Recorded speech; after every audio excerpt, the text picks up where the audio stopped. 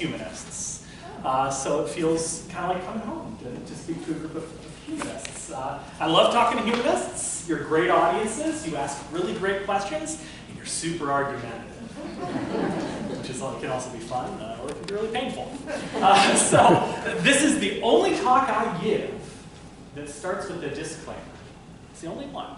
So here's a disclaimer for you. We all hold irrational beliefs. I've got mine, you've got yours. It's not my intention this evening to challenge your irrational beliefs, but rather to examine them and to encourage you to examine your irrational beliefs. So if I scrutinize one of the beliefs that you hold close, I hope you won't be too offended this evening. All right. Yeah, Frank asked me to show this picture. Yeah. This is Charles Darwin's childhood home, right. That's why I was standing right there when I took that picture. You can see he was not from a poor family. Yeah. His grandfather was also a famous, really renowned person. So, anyway, right. Charles Darwin's home. Okay, so I'm going to deal a little bit with evolution today. It's natural, given that it's an evolution talk. So I thought we should have some shared language right at the start. There are three important components to Darwin's theory of natural selection, evolution by natural selection. Three key principles: variation, inheritance, and selection. Variation. Within a species, there are mutations that arise. There's natural variation through these mutations. And these mutations and variation within a species provide the building blocks for the evolutionary process. Some of these traits that are genetically endowed mutations will be handed down. They're heritable. Offspring will get some of these genes. But importantly, some of those genes will confer an advantage. Some of those genes, some of those traits that come along with those genes will be adaptive. They will allow an organism to have an increased probability of surviving, thriving, and passing on genetic material through reproduction. And so that's how adaptive traits are selected for evolutionarily and handed down from one generation to the next. Now, I'm a psychologist by training. In fact, I'm a cognitive psychologist, the kind that can't help you. It's just through experience, right? So I should, right at the outset, give you a little bit of a caveat, something that makes me a little bit uncomfortable about explaining behavior through an evolutionary lens. There's one big complication to considering the evolutionary basis of any behavior. There are not fossils of the gooey bits within our heads, right? We have fossil records that we can use to understand physiological adaptations. But when it comes to behaviors, we are really limited in exploring the evolutionary basis of behaviors. We have to rely on artifacts, like things that were created through these behaviors. And that really limits our ability to understand the basis of behaviors.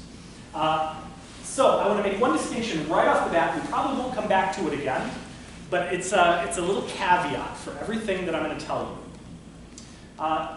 The thing you hear about a lot in the context of evolution is adaptations, right? Adaptations are those inherited traits that are selected for by virtue of their ability to increase the odds of procreation and survival. Well, when it comes to a behavior, we can't always know whether a behavior was actually an adaptation that enhanced survival. There was a dude named Stephen Jay Gould. You've probably heard of him. He wrote a famous tome called The Mismeasure of Man. I think he considered himself an evolutionary psychologist, not entirely sure. But he presented a really great analogy. I believe this is the inside of the Basilica of San Marcos in Florence. Beautiful, beautiful architecture and beautiful frescoes all over the interior of this cathedral.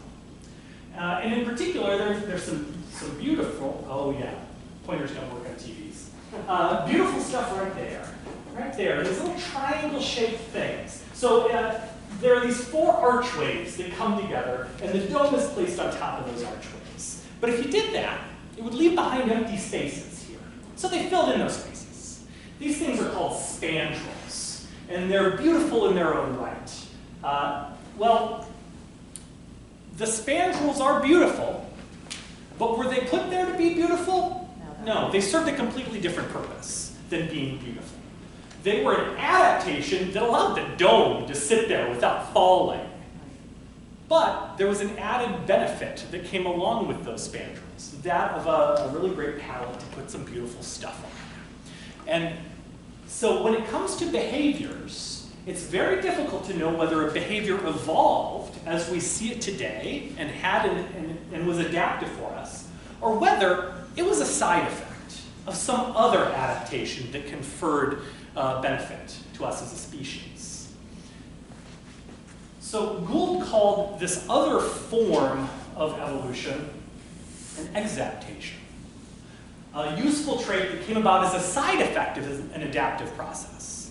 And if we look just at fossil records, we can find differences in physiology that arose as spandrels or exaptations, but that later just happened to confer an unexpected evolutionary benefit. So for example, birds, or their dinosaur ancestors, started getting feathers.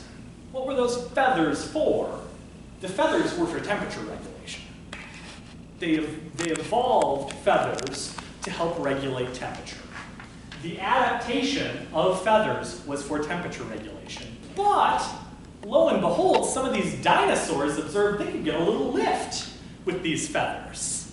There was an added benefit that came along for the ride with this adaptation. And later on, of course, we know that they developed flight. So the feathers were not the adaptation for flight. They didn't evolve feathers for flight. They evolved feathers for temperature regulation, and flight was an added benefit that came along for the ride.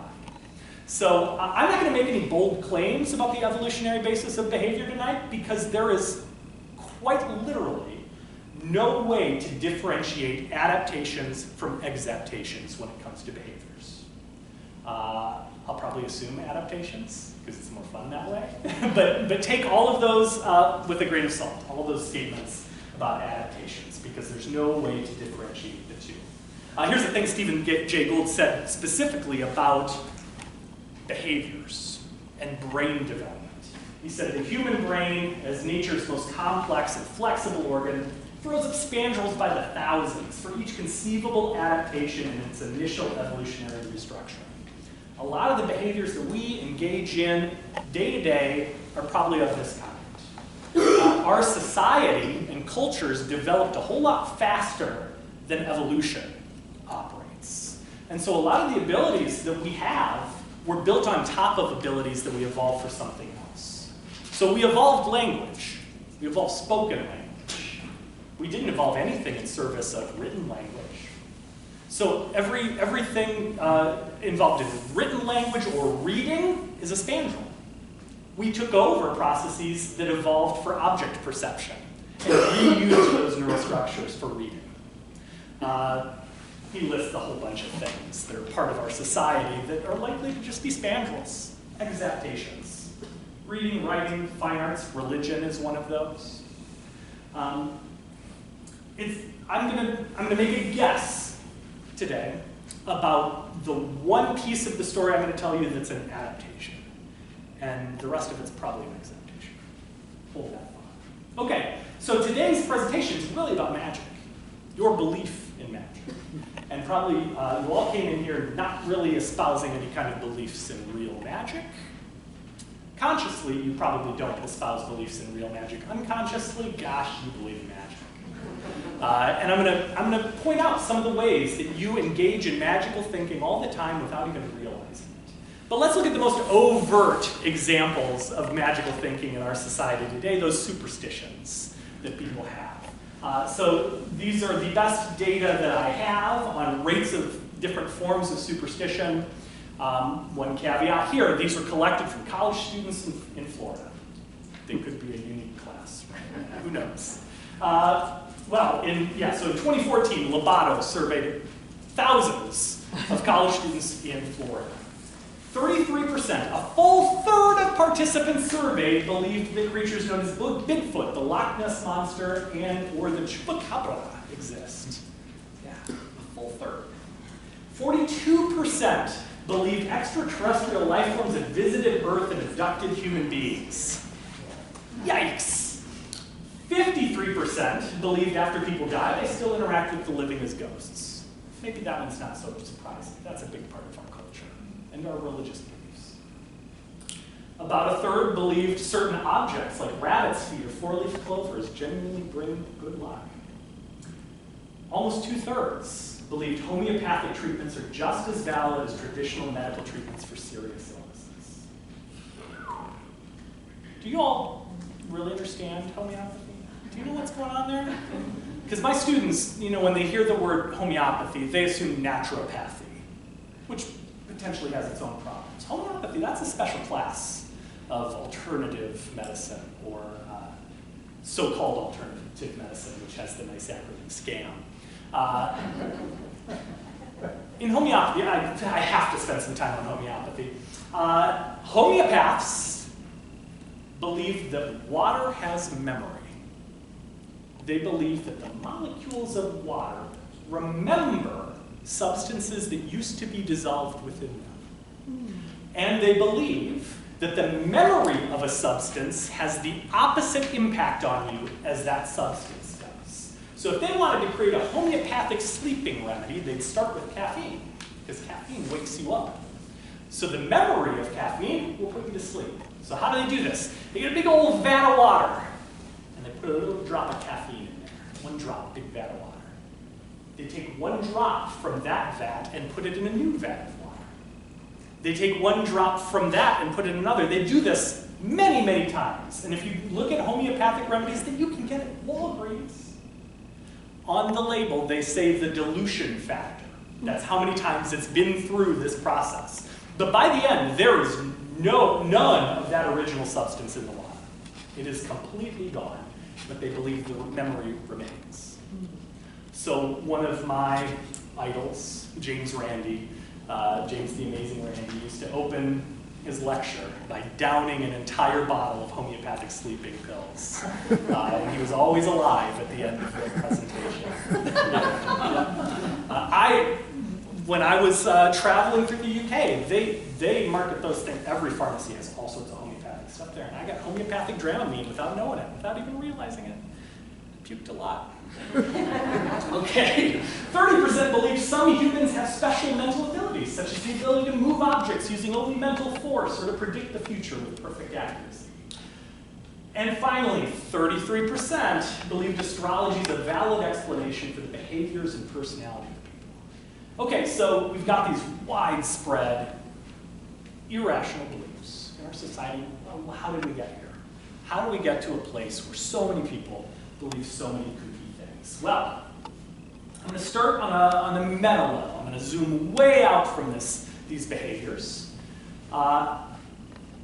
Probably, these behaviors allow you to have an illusory sense of control in a chaotic world. And I think we as a species are very uncomfortable with unpredictable situations, and very uncomfortable with chaos, and very uncomfortable when we feel we are not in control of our lives. And so many of these superstitious behaviors or beliefs give us a sense of control, giving a sense of that we know something about the world that explains some of the chaos. And in the most extreme cases of superstition, they are activities that we engage in that allow us to fool ourselves into believing that we have control. We knock on wood, right? So that we can have control. We can not have unlucky things happen to us. It is a way to fool ourselves into having control. And magic thinking often provides answers to unanswerable questions and reduces the discomfort of uncertainty. That's one of the roles that religions play, right? You can look to religions for answers about the unknowable aspects of the world, or the currently unknown aspects of the world. Religion provides you those answers. It provides you the comfort of feeling like you understand something. Or if you don't have control, believing that a higher power has control and perhaps has your back. So it's comforting. So I thought it might be fun for us to do a deep dive into one super weird superstition tonight. A superstition probably none of you believe in, at least consciously. The voodoo doll. Anybody ever made a voodoo doll? Be honest. No? Okay. Well, we're going to make a voodoo doll tonight. We're going to test out that voodoo doll. And hopefully it'll be fun. What is your name? Anne. Anne. Yes. Would you be willing to help me out? Sure. Has anybody ever built a voodoo doll to mess with you that you know of? Not that I know of. Yeah. Well, Anne, would you mind joining me up here? Would you give Anne a round of applause for joining me on the stage? There's a seat right there. I brought along like a little rudimentary voodoo doll with me, made out of corn husks, very spooky. So voodoo dolls are built upon two principles of sympathetic magic. Principles you probably don't think you believe in, but you do.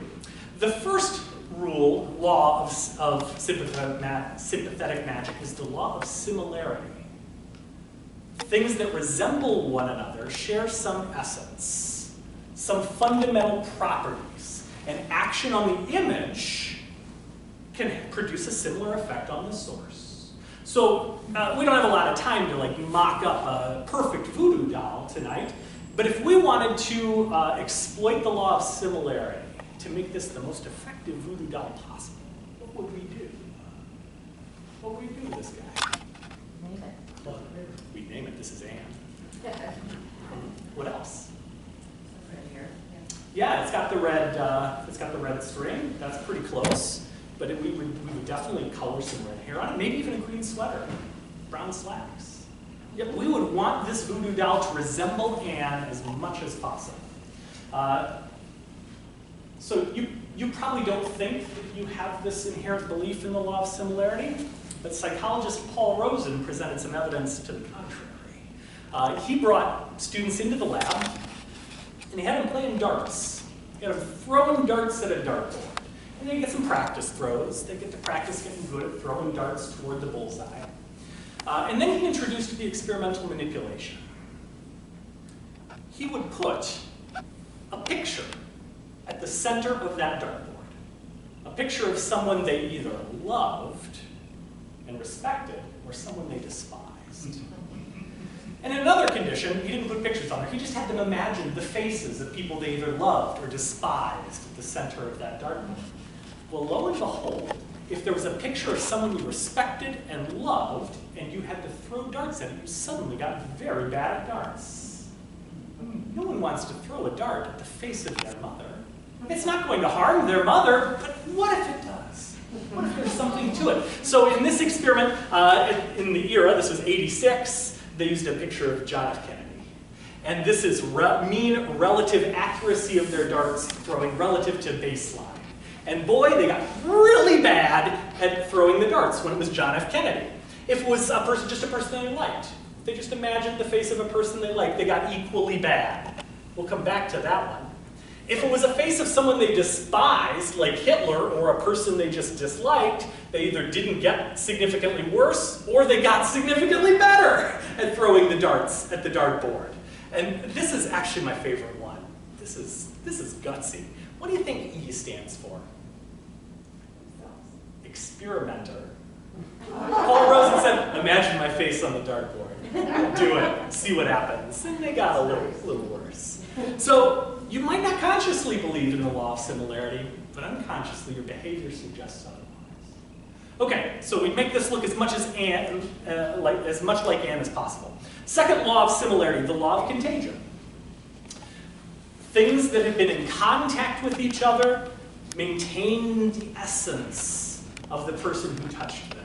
They retain this essence, and so some of their properties transfer onto each other. So how could we make this voodoo doll have Anne's essence? Put her hair on it. We would put her literal hair on. We would steal some of her hair. Or we'd get a shirt. Or we'd have her just touch it. Thank you very much, Anne. Okay. So we obviously haven't done a ton of work to get this voodoo doll prepared to be Anne's likeness, so this probably won't be a super powerful effect.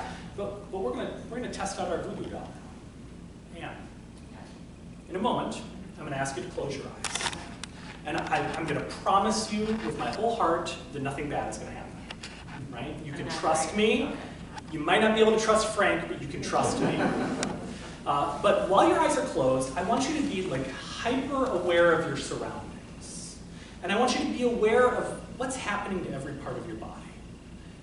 And if you feel anything on any part of your body, I want you to like log that as a memory. Don't react in any way. I don't want anybody to think anything fishy's happening, but just keep a memory of what you feel and where you feel it. You with me? Yep. All right, Anne. Both feet on the floor, please. Sit up tall, and I want you to close your eyes. And I promise, this will be fine. All right. I'm going to capture some more of your essence.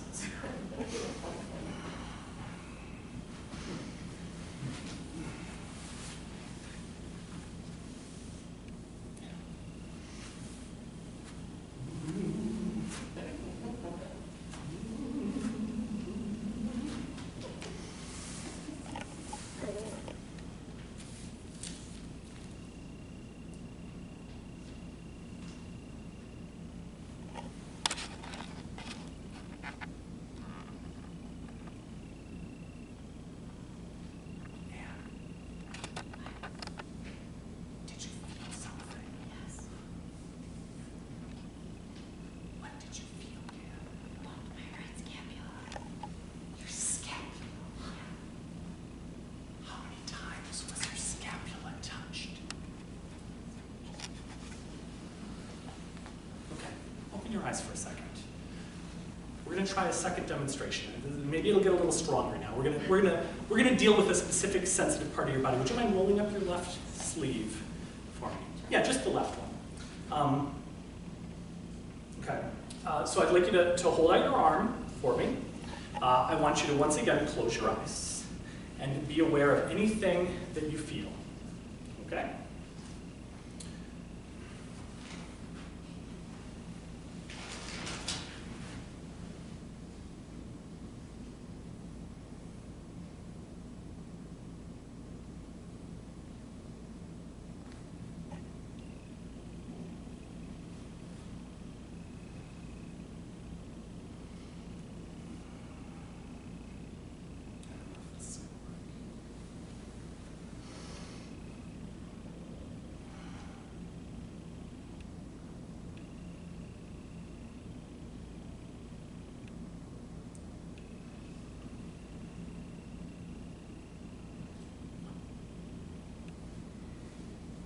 Felt anything? What did you feel? Passive. It's like something was falling on my arm. Did you feel, was there any number to these blows? I see your, no? Just kind of like something was tickling my arm. Okay. It still is. All right, it still is. All right, I think that was a marginally successful demonstration of the voodoo doll. Let's thank Anne for her time. Okay, a marginally successful voodoo doll demonstration. Okay, so perhaps it's easier for you to see how people might believe on some deep level the law of contagion. I mean, there is something to contagion. But contagion becomes irrational very quickly. In another set of experiments, Paul Rosen gave people a sweater that he promised them had been thoroughly cleaned, but that it had previously belonged to a person who died of AIDS. This was the 1980s. And those people, many of them were wholly unwilling to put on that sweater for any amount of time. In this era, people knew enough about AIDS to know that you weren't going to catch it from a sweater, and if the sweater had been completely cleaned, probably no risk involved. People still felt a little weirded out by it. So on some level, we all believe in voodoo dolls, just not consciously. So one way to get a sense of why people believe weird things is to look at variables that correlate with superstitious belief. And there are lots of correlations with superstitious belief. In one of my favorite large-scale surveys of superstitious beliefs, Torgler in 2007 surveyed people all over the world. in many different kinds of societies. 17 different countries measured their belief about all manner of superstitions. And a pattern emerged in these data. And I'm not going to tell you what that pattern is. It's my hope that when I get to the end of the list, that pattern will smack you in the face. So here we go. I'm going to walk through these with no explanation until we get to the end. I want to see if you see the pattern the same way I do. Communist countries have higher rates of superstition than democratic societies. Strong, active affiliation with a religious organization coincides with reduced superstition. But religiosity, more generally, has a positive relationship with superstition. More superstition if you are religious, less superstition if you are affiliated with a religious organization. Education is negatively correlated with superstition. I think we would be very surprised if that wasn't the case. Superstition is reduced with age.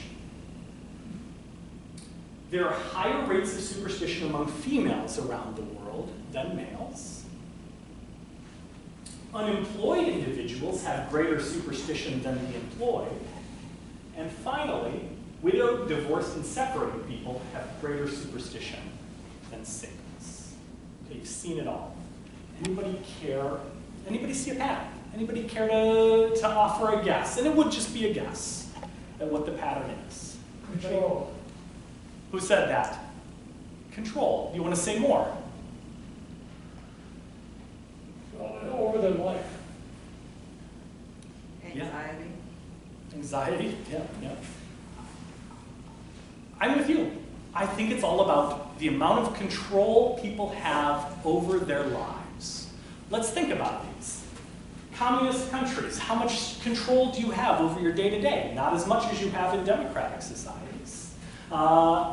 When you are a member of a religious organization, that religious organization provides you that source of control. They tell you what to believe. They tell you what the meaning of life is. That reduces this anxiety a whole lot. But if you're just religious, you know those people who say, no, I'm not any religion, but I'm spiritual, right? Those people, they don't have this dogma that gives them the source of control, so they have to get that control somewhere else. And superstition becomes the source of that control. I don't think we have to really process that one, but the more educated you are, the more control you actually do have over your lives. You've probably got employment options, you've got some control there. Who runs the world? Older folks run the world. I mean, look at the last two presidents, right? So yes, lots of control with being an elder. Higher rates of superstition among females. The place of females around the world is still pretty bad, right? Females around the world tend to not have as much control over their lives as do males around the world. And that's even true here in our society still. The last two are perhaps my favorite, because we like to think of superstition as being like this trait that people carry around with them, and it's sort of stable. It's not stable. In fact, it's maybe not a trait. Perhaps it's more of what social psychologists would call a state variable. That your level of superstition fluctuates with your environment. And so when you've experienced something like losing your job, that's a quick slap in the face reminder that you don't have much control over your life, right? And so superstition comes in, takes the reins. When do people go see psychics? When they've lost their jobs, when they don't know what their future looks like. And same with this last one. You've experienced a loss, maybe an unexpected loss. Another quick reminder that you don't have much control over the world around you. And superstition is there to catch you when you fall. Yeah, so I think you're absolutely right. I think it all distills down to control. And there have been a number of experiments that have really verified this. We detected the pattern, we detected a correlation between correlations, but there are experiments that have found causal relationships between control and superstition. In my favorite, so superstition is really probably a byproduct of the way in which we learn, through causal inference, through seeing separate events in the world and concluding that one event caused the other. There's not a lot of magic in this talk, but that's what magicians are in the business of, right? Magicians are in the business of making suggestions about cause and effect. Oh yeah, it's the magic wand that made the coin vanish, not some fancy sleight of hand I engaged in moments ago. No, they're trying to draw a causal line between the talisman and the event. And you fall prey to it because we are arguably hardwired to do so. This is, I believe, the adaptation. That when we are making causal judgments in our environment, causal inferences, we do so in a way that requires very little evidence to support our perception. Let me tell you more. Okay, before I do that, one more experiment about control. I want to tell you about this control experiment. I don't think it shows up later. Okay, so I said there were causal experiments that have shown this relationship between control and superstition. Whitson and Delinsky, published in the journal Science. You can't publish in a higher profile place. Did such a sexy experiment. They induced a sense of control or lack of control in their participants using a very elegant task. Do you remember when you were kids and you took standardized tests in school that had that test? It's called Raven's progressive matrices. It's like, here's a box that has a pattern in it. Here's a box that has another pattern in it.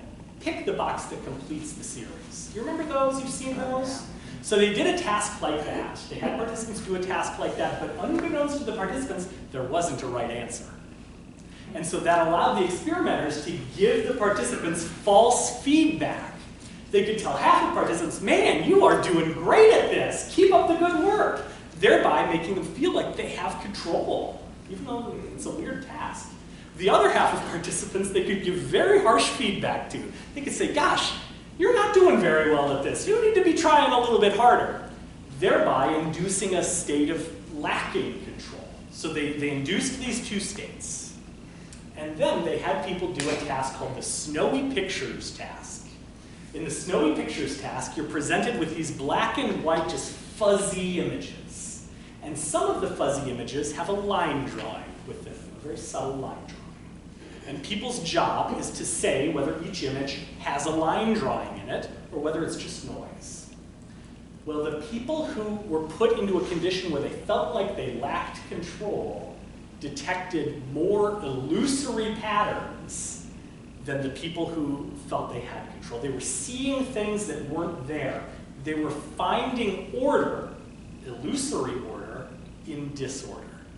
It's a way of feeling like you're in control, detecting a pattern. Like making a causal inference when you see two events that happen near each other. Okay, so why do we do this? Why do we jump to conclusions, make these causal inferences based on very little information? I liken it to Pascal's wager, something you're probably familiar with, which is not something I can say to most audiences.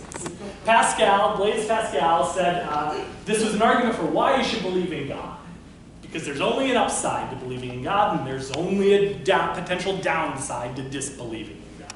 He said if you gain all. If you lose nothing. Their wager then, without hesitation, that he exists. Of course, never mind that you are, if you believe in a God and you're wrong, you're still losing some things, right? Like pork, and your foreskin, and time and energy, and 10% of your income, which you should give to the Humanist Society. Valuable scientific medical advancements, life-saving blood transfusions, and basic rights and freedoms. But never mind that. Here's a little graph. Okay. Yep. So if you believe that God exists and then you die and God exists, infinite reward. epic win. If you believe in God and then you die and there's no God, well, what's it matter? No big loss there. If you don't believe in God and it turns out there is a God, boy, howdy are you in trouble, right? It's going to be epically bad, epic fail. And if you wager there's no God and there is no God, well, then it also doesn't matter. So this is the part that matters. So you might as well just assume that God exists and you'll be in good shape. I think the same thing happens when we're making causal inferences. Let's think about the situations that can happen when you're establishing a causal relationship between events. How much evidence do you need to establish this causal relationship? Well, if you require too little evidence, let me give you an example before we get into this. Let's imagine you are your evolutionary ancestors on the Great Plains of Africa in the Pleistocene. And you're walking through the Great Plains looking for berries or something, and there's a rustle in the bushes. What do? Well, you might assume it's a predator, right? It could be a predator in there. And if you assume it's a predator and you run away, you may have saved your life. If you assume it's not a predator, that it's just rustling of the leaves, and maybe you investigate, you're dead when it's a predator, right? So there's more of an evolutionary benefit to assuming it's a predator than assuming nothing there, just a rustling of the leaves, right? And you may not, it even benefits you to not test the hypothesis, right? Because if you think if it's a predator and you test the hypothesis and, oh, yep, it's a predator, I win, but you're dead. So I believe evolution endowed us to make these causal inferences based on the minimal amount of information because there's a survival benefit to jumping to conclusions about things like predators. So if you require too little evidence, we'll be apt to false positives. If you require too much evidence, testing your hypothesis that it's a predator in there, well then you might miss real causal inferences. Anyway, I believe this is the one that you fall for, right? You require too little evidence, and this is the source of many superstitions, right? Break a mirror, you get 7 years down. Do you want to test the hypothesis? Not really. Not really worth testing. Probably not true, but why push it? Why test it? I'll accept that breaking a mirror causes you 7 years bad luck. I'll accept this erroneous causal inference. Opening an umbrella indoors, super bad luck. Worth trying, worth testing? Maybe not. If it's true, you got a problem. I never step on a crack. Why test the hypothesis that it will break my mother's back? Probably won't. Probably won't. But it's not worth testing it because of the risk involved. Okay, so I am now making this argument that these superstitions, not a trait, more of a state variable, more fluctuating than you might think they are, and that your superstitious beliefs are impacted by a bunch of environmental features. So for example, current risk assessment is going to dictate the extent to which you're superstitious. Let's imagine again that you are your evolutionary ancestor on the Great Plains of Africa. And you've eaten a berry, and you've later gotten sick. You could easily draw a causal inference that that berry is what made you sick. Well, your willingness to test the hypothesis is going to be contingent on environmental factors. Let's imagine you're in the middle of a drought. Not a lot of food sources available. You're probably going to test the hypothesis. You don't have a lot of food to choose from. That bush that's producing these berries is one of your only options. So you're going to go back and you're going to test the hypothesis. And maybe it'll make you sick again. If it's a time of flourishing, lots of food sources, are you going to test the hypothesis that the berry made you sick? No. No, you got other food you can go to. So you're going to accept the potentially erroneous causal inference that that berry is what made me sick. You're not going to test the hypothesis. Oh, and there's Whitson and Galinsky. Yep, when people lack control, they become more likely to perceive illusory patterns, to find order, fake order, in disorder. Of course, your worldview also impacts your willingness to test these hypotheses. You'll require less evidence if an observed relationship fits with your beliefs about the world. This is confirmation bias, something you've probably all heard before. We tend not to seek out information that disconfirms our beliefs about the world, but we do seek out information that continues to support them, right? So for example, here's Melinda Smith of Manchester. She saw the face of Christ in her cabinet. Yeah. Would Melinda Smith have seen the face of Christ in her cabinet if she was a Buddhist person? Probably not. And in fact, I don't see the face of Christ in her cabinet. I see the creature from the Black Lagoon. And you nerds probably see Darth Vader. Nerds. Yeah, so your worldview dictates how you interpret this messy environmental information, this messy, incomplete information. You're with this one? No, John Lennon. Really? Yeah, I guess I see a little bit. When he had some facial hair and stuff. Yeah, I'll allow it. All right. Okay.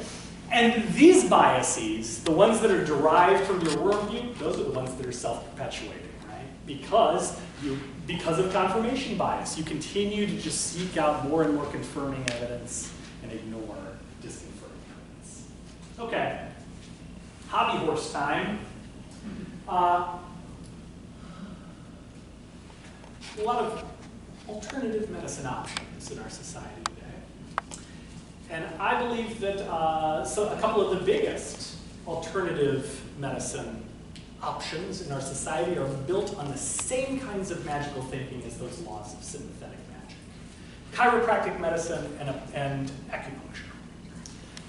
Both of these, maybe this will come as a surprise to you, both of these forms of alternative medicine assume vitalism. They assume there's this mysterious energy in the universe, an energy that has a will, and that energy also flows through usually your central nervous system.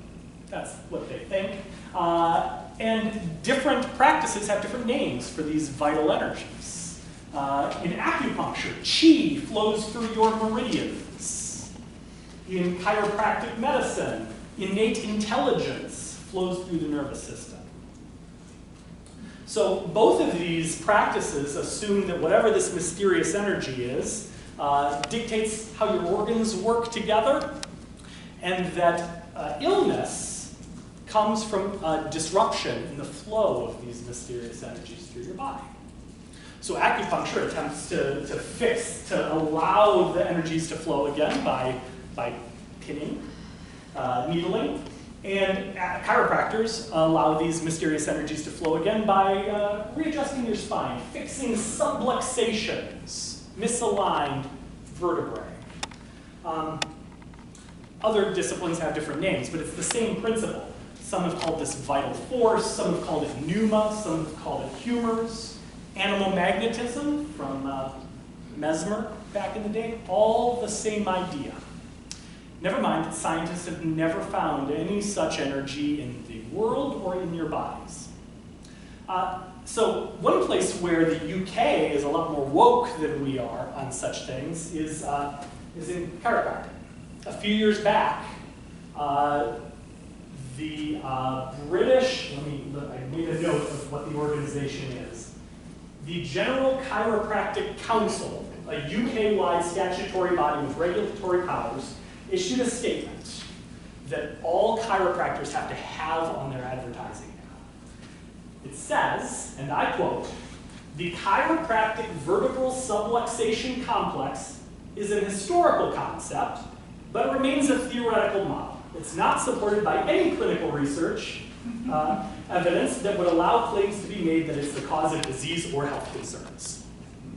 It's the entire basis of chiropractic medicine, and there's no evidence to support the existence of spinal subluxations as they describe them.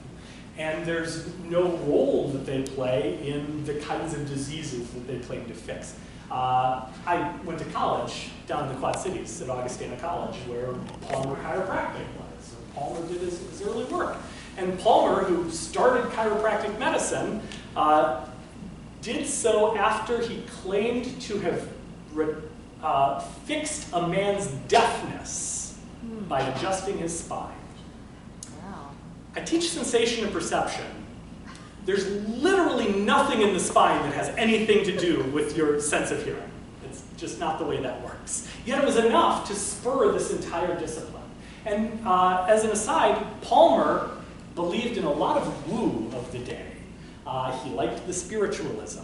He was into the mesmerism and believed in the animal magnetism stuff, right? Like Mesmer did the laying on of hands to redistribute the animal magnetism and cure you of your ills.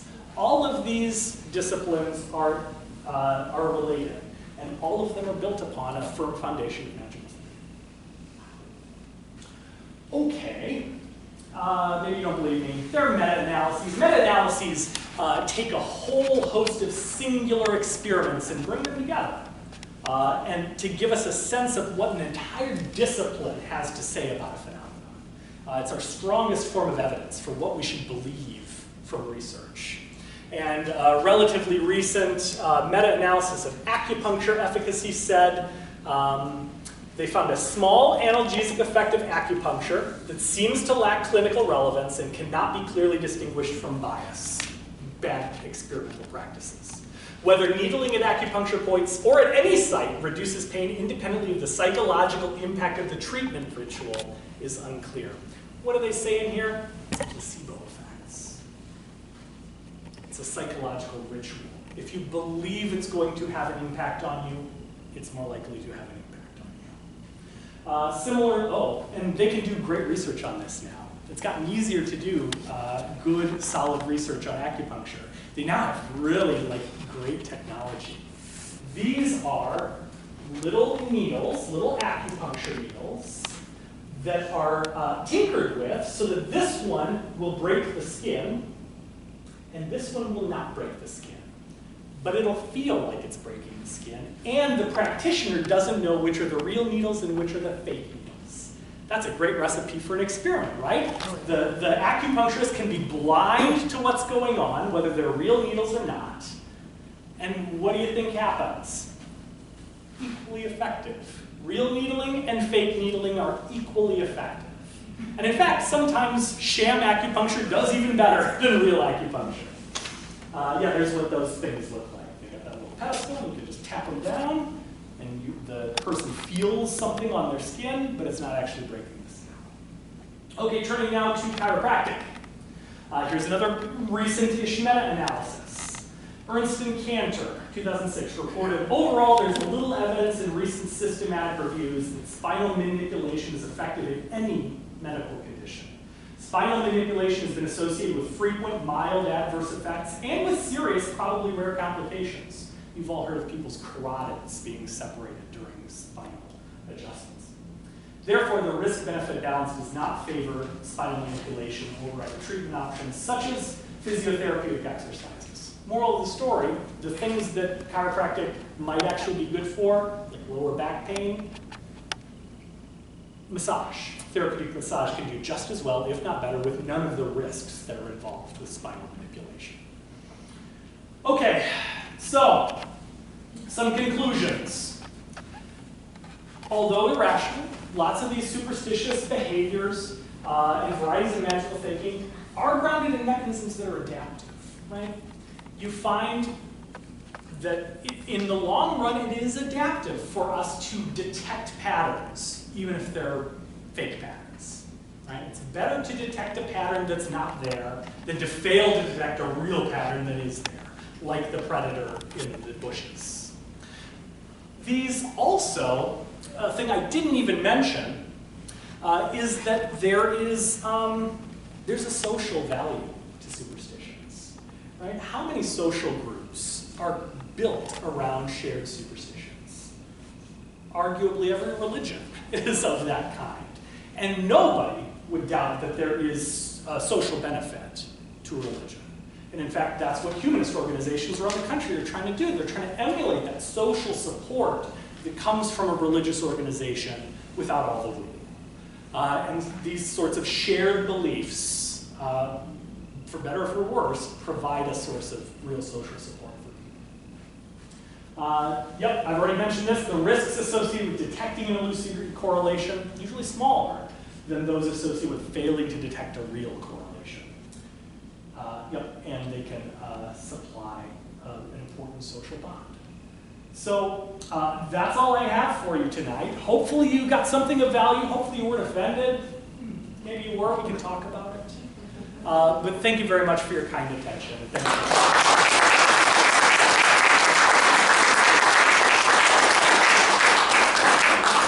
Well, I'm sure there's probably a question or two out there for observation. Yes. I have a question. Okay. Can you substitute supernaturalism with superstition? I think we can. Yeah, and I think a lot of the researchers that are doing this do kind of substitute the two. Yeah. Yep. Okay, interesting. One other comment I have thought about chiropractic, I believe what you're saying, but gosh, you got to give these people credit if their treatment has no effect, positive effect. Wow, what a challenge that they have in their hand, and they probably are. They are probably meeting people's needs. They're going to these people, and they're feeling better. They're going back, and there's no,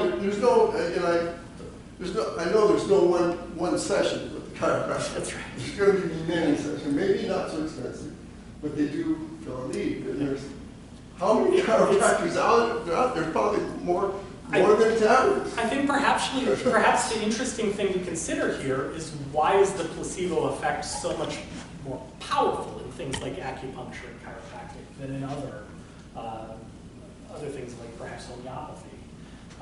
And I think that is an empirical question. I think there's almost no doubt that it is a placebo effect, but why is it such a good placebo effect? And I suspect it has something to do with the pain that it is itself elicited by the practice. I don't know, it feels like something's really happening. You feel the effects of the chiropractic manipulations or of these friggin' needles going into your skin. So there's a reality to the manipulation that isn't necessarily there for other things that elicit weaker placebo effects. That's my hypothesis, totally speculative.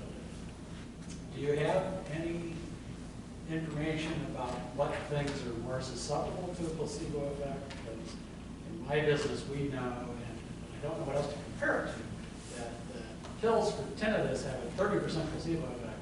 So it's very difficult to find an effect on medication.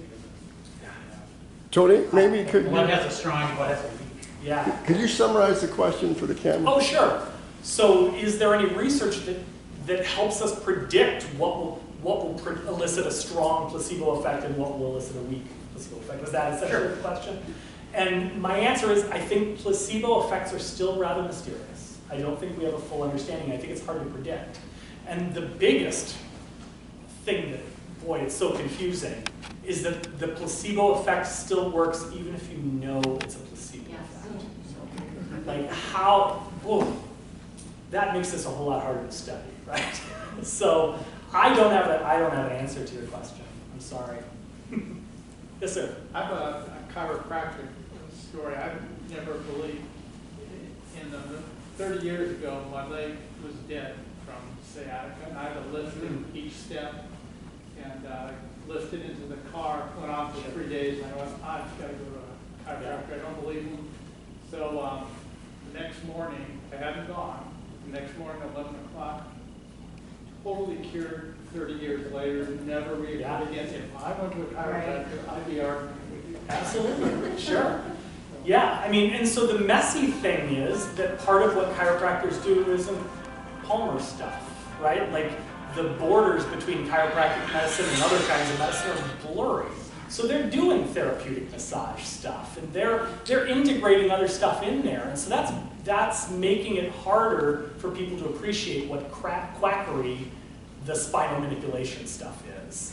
And I get you, like there are success stories, but there are anecdotes to support everything, right? And the plural of anecdotes is not data, usually. So perhaps you would have achieved that same thing if you'd gone to the right massage therapist or any number of I want to make it clear, I didn't go to You anyone. didn't? I did not. Go Oh, to I anyone. misunderstood No, that. yeah, I didn't make my point well enough. I did not go to anyone, but it crossed my mind to go. Crossed your But mind. All of a sudden that morning it cleared up. And if I had gone to a chiropractor, Yes, yes, yes, yes. Powerful. That would have been a very powerful illusory correlation Yes. right there. Yes, what a great coincidence for the chiropractor. Don't you think a lot of that has to do also with trust? I mean, you know, you see someone like a chiropractor and there's this association with doctor Yep. and learnedness Mhm. and, you know, all of this practice that they've Yes. gone through, although it's not as much, Yeah. needless to say.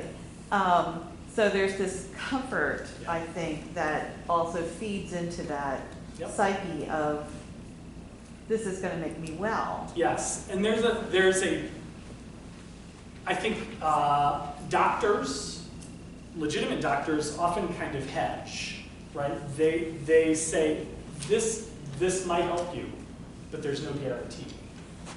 Chiropractors, I think, probably less likely to hedge and a little more confident in their practices. They're, I am going to help you, right? There's just a difference in the approach that could be at the heart of what you're suggesting. I've not been to a chiropractor, No. but I'm just saying, it's like, my mother was a professor of nursing and she just always called them witch doctors. She said, don't you ever go to a chiropractor to me as a young child. Well, So- I grew up in a hotbed of chiropractic. Every town in my area had chiropractors, and so they were ubiquitous, and I didn't appreciate that there was any question about them until I started reading these things in college. My dad, a man of science, took my grandfather there to the chiropractor and claims it helped him a lot. And so, yeah, there are anecdotes floating around that are hard to disprove. I have a question though.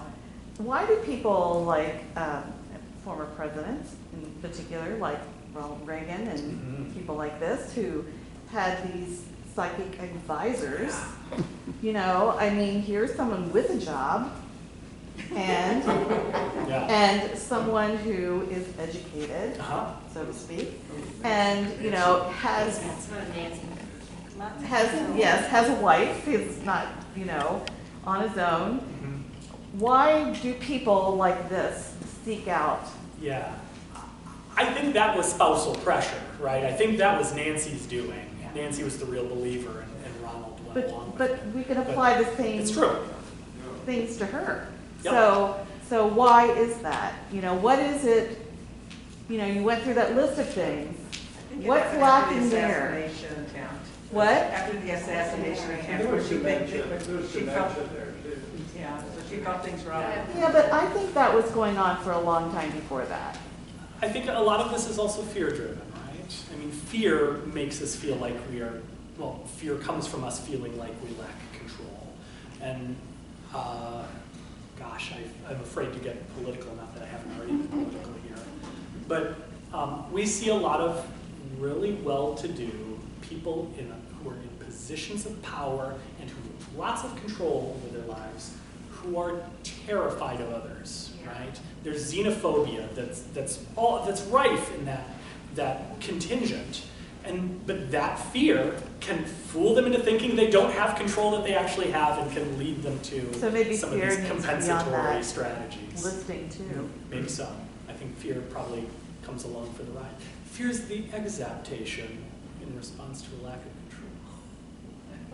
Yeah, thanks for being a good sport. I've never done that thing before, and it was I'm weird. usually a sport. So I think we're all kind of on the same page here.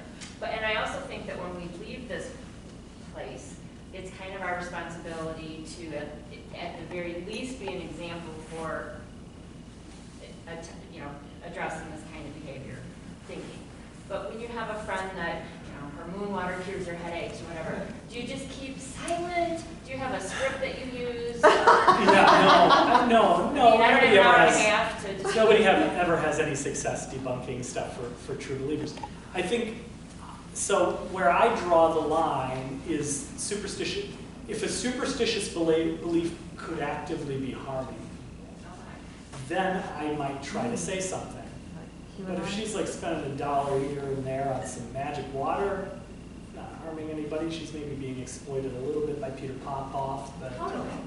yeah. She makes her own moon water. She puts Well, water she out makes- on the, and then the Good moon for comes in her. and puts the energy in the water, and she drinks the water. Nobody's being harmed by this, Nobody's unless that replaces real medical treatment for her. Well, Unless she has some sort of yes. disorder No, that well. needs real medical, then But I mean, it I becomes just a feel problem. like sometimes it's my responsibility. I can say I don't agree, or I mean, I don't want to Yeah. go to the mat, but Yeah, that's hard. I don't have an answer. Okay. And so, Frank mentioned I teach this course on the cognitive science of math. I teach it almost every year. And one of the natural things that comes up in class is pseudopsychics, which is redundant. But I have real qualms about pseudopsychics. They are exploiting people's pain, right? They're taking advantage of people who are in this bad situation. But the people feel some sense of closure after going to these psychics. There's some comfort that brings them. And so it's an ethical quandary for me. Like, I don't want to see people taken advantage of, but if it has some positive effect, who am I to say no? So and I never come away from, like, we have deep discussions about this in my classes, and we never come away with a real answer about what the appropriate response is. I tend, probably because of my relationship with James Randi, I tend to believe that we need to be debunking these charlatans, and that the people who have experienced loss or pain in their lives can be benefited more by seeing a therapist who's trained in things like cognitive behavioral therapy, evidence-based treatments for mental illness or adjustment problems. One thing I mentioned, maybe I touched it at the beginning, but if you go online for Tony's website, it has an interview there with the local radio station. In that interview, Tony discusses how he got interested in psychology and magic and a lot of other things. It's about 26 minutes. It's very good. It's on his website. Now, to get you another point. Where's that? That's here. So it just put his name and it'll come right up. But, so, what was your religious upbringing? I was raised Catholic. I didn't take.